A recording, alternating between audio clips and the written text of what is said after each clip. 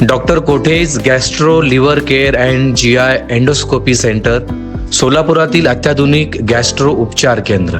तुम्ही सांगा, ही जी काय काम चालू आहे हे कायदेशीर चालू आहे का?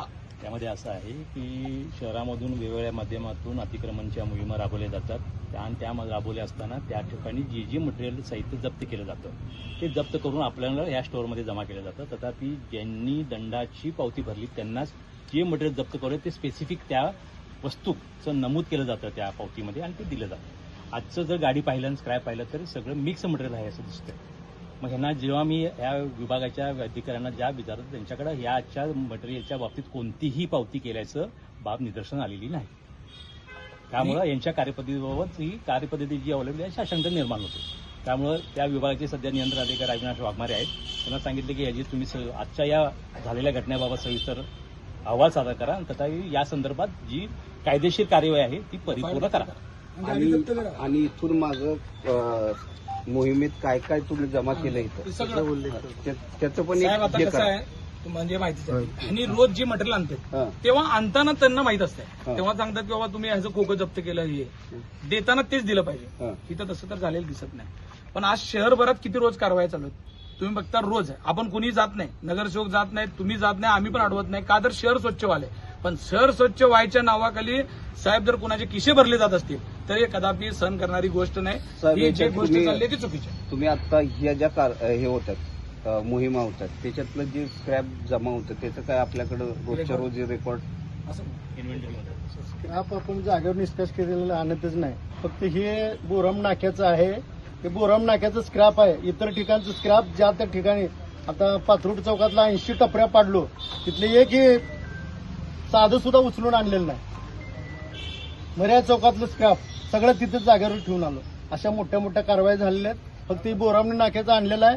ते बोराम नाक्याचं चाललं असतं तर सकाळची पहिली गाडी गेलेली ती कुठे गेली आहे त्याची माझ्याकडे शूटिंग आहे का?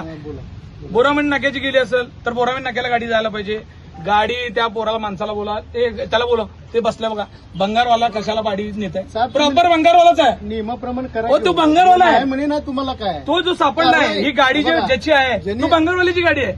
ज्यांनी घेऊन चालला त्याच्यावर करा की हा, त्याच्यावर बंगारवाल्याची गाडी आहे मॅडम. आणि सगळ्यात मेन हे सगळा प्रकार घडत असताना स्वतः मॅडम नेमकं समोरून आले, मी इकडून आलो. मॅडमनी पूर्ण हकीकत डोळ्यांनी स्वतः बघितले. हे असं काय नाही की हे सगळं काहीतरी बनले. मॅडम सांगा साहेब काय बरोबर आहे साहेब. गाडी साहेब जेव्हा आले आपले 4 कर्मचारी थांबले होते. साहेबांनी त्यांना जाब विचारलं तर सगळे पळून गेले. जर कायदेशीर होतं तर हे करायची गरजच नाही. आणि आपला स्पेसिफिक टाइम असतो की 4 नंतर त्या 6 पर्यंत मधल्या पिरियडमध्ये इथं कोणी नसतं. तर त्याच पिरियडमध्ये गाडी येणं, परस्पर घेऊन जाणं हे सगळं चुकीचं. 4 कर्मचाऱ्यांवर जेव्हा दाखल करणार आहे त्याच्यात दाखल करत असताना ह्याच्यात कोण कोण आहे हा मेन त्याचा उल्लेख करा. त्याच्या चौकशा होऊन चौकशी नाही, त्यांच्याच एफ आय आर मध्ये नाव द्या. काय घेणं नाही, चौकशीत परत काय जाईल ते जाईल. एफ आय आर मध्ये जे प्रमुख आहेत त्यांच्यावर जबाबदारी होती त्यांच्यासह द्या.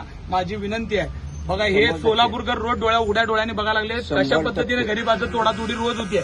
आणि हे येऊन असं जर भंगार गरीबाचं विकून खात असतील तर हे चुकीचं आहे. गरीबाची रोज तोडातोडी असं म्हणू नका साहेब. सगळ्यात समोर मी बोलतो. बघा तुम्हाला कायदेशीर कारवाई करायची आहे ते करा. साहेबांसमोरच बोलालो मी. कायदेशीर कारवाई कारण गरीबाची तोडातोड, गरीबाने अतिक्रमण केलं मग त्याची तोडू नका असं काय का? आम्ही असं म्हणलो नाही साहेब, आम्ही आलोच नाही ना. तुम्ही ते तुम्ही रोज आरोप करा. लावू साहेब, नका. काय म्हणलो आपण? तुम्ही आरोप लावू नका. नाही आरोप नाही. गरीबाची तोडातोडी करून कुणाचे किस्से गरम होतील त्यांनी सापडेल ना. आम्ही त्यांच्यावरच जबाबदारी दिली किस्से गरम करायला हे नाही. तुम्ही टेन्शन घेऊ नका. हो साहेब मी टेन्शन घेत नाही. मग तुम्ही कसं टेन्शन घ्यालो? माझं म्हणणं तुम्हाला कळीना. आम्ही जे चोर आहे त्याला पकडून घालता का जेलमध्ये? तेवढंच सांगा तुम्ही, तेवढंच सांगा. चोर आहे त्याला पकडा. बस ही गाडी चोरून नेत असताना इथलं भंगार चाललंय. तुम्ही एवढं मी कारवाई सोलापुरात 6 महिन्यात केलो. 6 महिन्यातल्या कारवाईचं जागेवर टाकून आलेलं आहे. आम्ही त्याचा एक तुकडा बी आणले नाही. आणि साहेब जवळजवळ मी 18 ते 20 स्क्रॅपच्या गाड्या भरून दिल्या. टन 18-20 टन माल मी स्क्रॅपला दिलाय. मग तसं जर असतं तर आम्हाला तशा आमच्या भावना असतं तर आम्ही केलो असतो ना सर. ती आमची एक तीळ मात्र नाही शंका. तुमच्या भावनांबद्दल किंवा काय म्हणले का जे कोण याच्या संबंधित आहे ना त्याच्यावर कारवाई होऊ द्या ना. त्यांच्या चौकशा होऊ द्या. त्याच्याबद्दल माझं दुमत नाही. बरं पण विनाकारण आरोप नको साहेब. विनाकारण आरोप तुमचं कोण केलंय का आता ज्यांनी बापू केलंय म्हणाले त्याच्यावर की त्यांना म्हणा. हा?